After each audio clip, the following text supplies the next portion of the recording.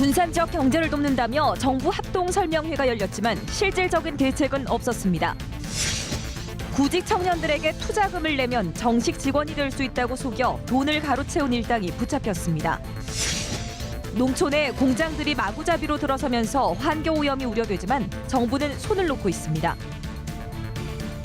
여러분 안녕하십니까? 전북권 9시 뉴스입니다. 오늘 군산에서는 벼랑 끝으로 내몰리고 있는 지역 경제를 지원하기 위해 정부 대책을 설명하는 자리가 마련됐습니다. 하지만 설명회에 참석한 상공인과 노동자들은 실질적인 도움이 안 되는 생색내기 대책뿐이라며 실망했습니다. 첫 소식 김진희 기자입니다. 이미 또 체납되고 있는 상황이라고 하시면 그 체납 처분에 대해서도 최대 1년까지.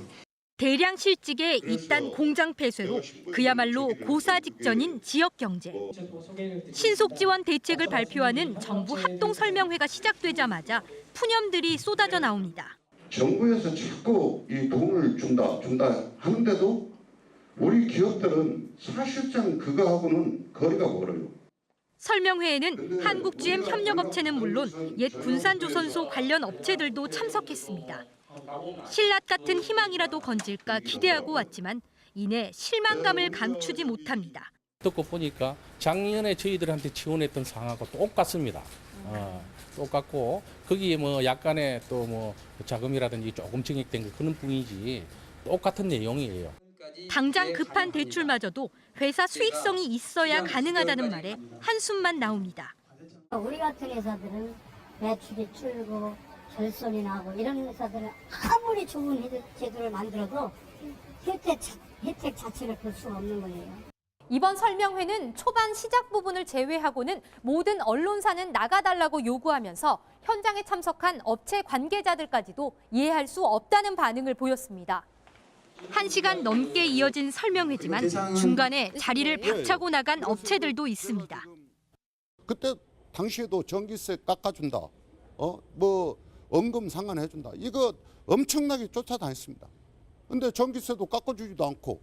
그야말로 생사가 달린 급박한 시기에 지역의 근로자들과 업체들은 제발 체감할 수 있는 지원책을 내달라고 호소하고 있습니다. KBS 뉴스 김진희입니다. 군산시와 시의회, 한국-GM 노조 등은 전북도민 20만 명이 군산공장 정상화를 촉구한 서명부를 여야 주요 정당에 전달했습니다. 또 기획재정부 차관을 만나 군산 지역 경제를 되살릴 수 있는 정부 차원의 대책을 서둘러 마련해달라고 요청했습니다. 정부가 오늘 청년 일자리 대책을 내놓았습니다. 지역 실정을 고려하겠다고 밝혔지만 별로 와닿지 않는다는 반응입니다. 한주연 기자가 취재했습니다. 취업을 앞둔 대학생들이 강의를 듣고 있습니다. 군산조선소 가동 중단과 GM 군산공장 폐쇄 결정으로 특히 공대생들은 걱정이 많습니다. 주변 산업단지가 좀 어렵다면 저희한테도 좀 영향이 많이 끼치고 실제로 저희 4학년들 같은 경우는 많이 불안감을 느끼기도 하기도 합니다. 지난해 전북 지역의 만 15살에서 29살 사이 청년 실업률은 9.3%. 2년 전보다 3%포인트 이상 높아졌습니다. 이런 가운데 나온 정부의 청년 일자리 대책. 청년을 추가로 고용하는 5명 이상 사업장엔 장려금을 주고 중소기업에 취업한 청년에게는 목돈 마련 지원금을, 청년 구직 활동과 관련해서도 지원금을 지급합니다. 지역 실정과 특성을 고려해 오는 2021년까지 청년 일자리 7만 개 이상을 만들 계획입니다. 소득 등에서 현실적인 도움이 될 수 있겠지만 산업구조 변화에 따른 경쟁력 확보에는 미흡하다는 지적입니다. 근로자나 또는 취준생들의 소득이라든가 자산 또는 주거비, 교통비 등을 지원함으로써 현실 문제에 너무 집착한 그런 미래지향적인 면이 좀 약한 그런 아쉬운 정책이라고 할 수 있겠습니다. 결국 일자리는 시장과 기업이 만들기 때문에 지속 가능한 일자리 창출을 위한 민간 부문의 노력도 뒤따라야 합니다. KBS 뉴스 한주연입니다. 바늘 구멍만큼 좁은 취업문에 쏟아지는 채용 비리까지. 요즘 취업 앞둔 청년들 한숨만 나오는데요.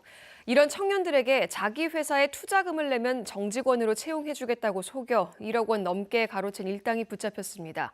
박웅 기자입니다. 22살 김모 씨는 넉 달 전 한 회사에 면접을 보러 갔습니다. 회사 대표는 부동산 투자금을 내면 정직원이 될 수 있다며 김 씨를 꼬드겼습니다. 이 말에 속아 김 씨가 대출까지 받아서 준 돈이 4,800만 원에 이릅니다. 저는 이제 거기에 이제 막 입사하려고 하는 그런 건데 거기서 싫은데요, 안 됩니다 이렇게 말을 할 수가 없잖아요. 업체 대표 23살 박모 씨 등 4명은 취업정보 사이트에 채용 공고를 낸 뒤 이런 수법으로 찾아온 구직자들을 속였습니다. 취직은 물론 이익금까지 주겠다며 투자금을 요구했습니다. 이들은 이곳에 사무실을 차려놓고 자신들을 광고 대행업체라고 소개했습니다. 하지만 실제로는 영업 실적을 낸 적이 없는 곳이었습니다. 박 씨 등이 사회 경험이 부족한 20대 초반의 피해자 8명에게 가로챈 돈은 1억 3천만 원. 또 다른 피해자들을 모집해 뜯어낸 돈으로 쥐꼬리만한 월급을 건넸습니다. 관련 업무는 전혀 하지 않은 채 피해자들의 지시로 새로운 투자 아이템을 발굴하고 새로운 피해자 모집을 위한 구인 광고를 올리는 역할을. 경찰은 업체 대표 23살 박모 씨를 사기 혐의로 구속하고 3명을 불구속 입건하는 한편 추가 피해를 조사하고 있습니다. KBS 뉴스 박웅입니다. 민주노총 전북본부는 더불어민주당 전북도당에서 기자회견을 열고 상여금을 최저임금에 포함시키는 내용의 최저임금법 개정을 중단하라고 요구했습니다. 민주노총은 최저임금에 상여금이 포함되면 실질적인 임금 인상 효과가 없다며 오늘부터 더불어민주당 도당에서 항의 농성을 시작했습니다. 주택도시보증공사 자료를 보면 지난달 말 기준 전북 지역 민간 아파트 평균 분양가는 1제곱미터에 227만 3천 원으로 한 해 전보다 13% 올랐습니다. 전국 평균 상승률 8.6%보다 높았습니다. 지난달 전주와 익산에서는 아파트 532가구가 신규 분양됐습니다.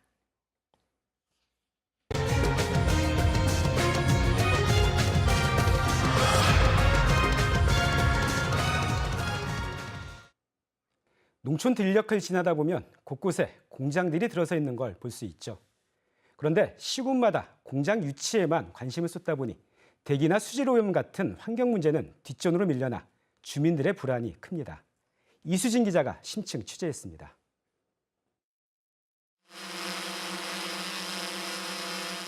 익산 장전마을과 500여 미터가량 떨어진 한 비료 공장. 지난 2001년 이 공장이 들어서면서 인근 주민들은 심한 악취와 매연에 시달렸다고 하소연합니다.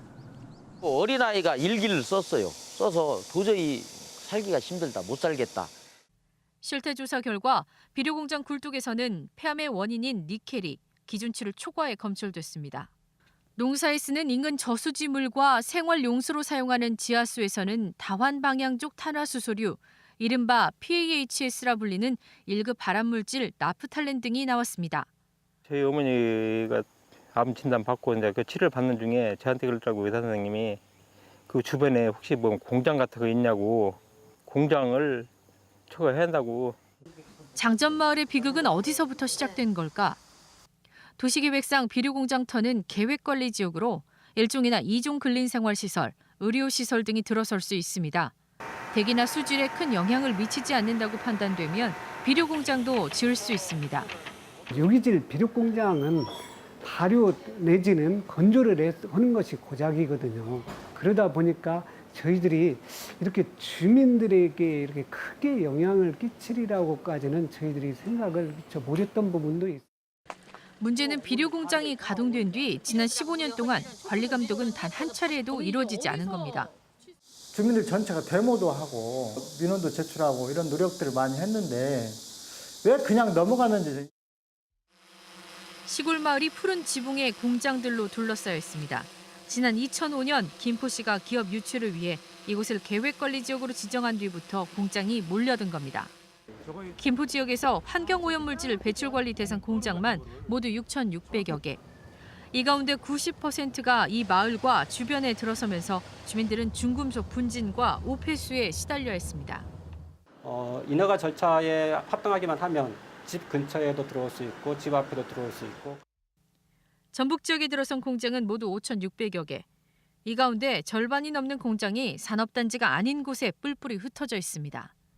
하지만 시군마다 인력이 부족하다는 이유로 공장의 대기오염 실태나 폐수 처리는 어떻게 하는지 점검은 제대로 이루어지지 않고 있습니다.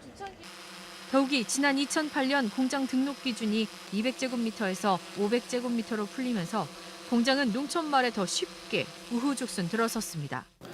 공장 총량을 규제를 하는 방향으로 가는 것이 좀 바람직하다고 보고요. 주거 지역하고 공장 지역들 간의 거리는 엄격하게 지금 구별을 해서 농산어촌 계획관리 지역의 공장 난개발을 막기 위한 법 개정은 정부 부처마다 셈법이 달라 지지부진합니다. 환경 오염이 우려되는 이런 상황에 대해서는 반드시 허가를 받도록 하는 이런 개정이 필요하다라고 요구를 하고 있는데도 국토부에서 이것을 아직 받아들이지 못하고 있습니다. 정부와 자치단체가 기업 활성화, 유치에만 힘을 쓰고 정작 관리에는 손을 놓으면서 농촌마을은 공장 난개발로 멍들어가고 있습니다. KBS 뉴스 이수진입니다. 김춘진 더불어민주당 도지사 예비후보는 전북 국가 예산이 정부 예산 증가율에 못 미쳐 5년째 6조 원대에 머물고 있는 건 전라북도가 경쟁력 있는 정책을 만들지 못했기 때문이라고 주장했습니다. 도지사에 당선되면 4차 산업혁명 시대에 맞는 신규 사업들을 발굴해 전북 예산 8조 원 시대를 열겠다고 밝혔습니다. 통계청과 교육부에 따르면 지난해 전북 지역 학생 1명당 사교육비는 한 달 평균 20만 3천 원으로 전국 평균보다 6만 8천 원 적었습니다. 중학생은 25만 원, 초등학생과 고등학생은 18만 원 선이었습니다. 전국 17개 시도 가운데 서울이 39만 원으로 가장 많았고 전북은 13번째였습니다. 국민연금공단은 사옥 주변 2만 1,000여 제곱미터에 612억 원을 들여 지하 1층, 지상 9층 규모의 제2사옥을 오는 2020년 8월에 준공할 예정입니다. 국민연금공단은 전북 이전 첫 해인 지난해 기금운용 잠정 수익률이 7.26%를 기록해 지난 2011년 이후 최고 실적을 올리는 등 전북에 성공적으로 안착했다고 자평했습니다. 전라북도는 전북연구원 새 원장에 김선기 전 한국지방행정연수원 부원장이 내정됐지만 개인적인 요청으로 취임 일정을 미뤄 선임된 지 3주 만인 다음 주 취임한다고 밝혔습니다. 넉 달째 원장이 공석인 전북연구원은 보고서 표절과 전 원장의 법인카드 편법 사용, 연구원 인권 침해 등으로 물의를 빚었습니다. 전주 덕진경찰서는 지난 2014년 전북의 한 대학 교직원으로 일하면서 여대생에게 술을 관건하고 신체 일부를 만지는 등 성추행한 혐의로 42살 이모 씨를 불구속 입건했습니다. 지금까지 전북권 9시 뉴스였습니다.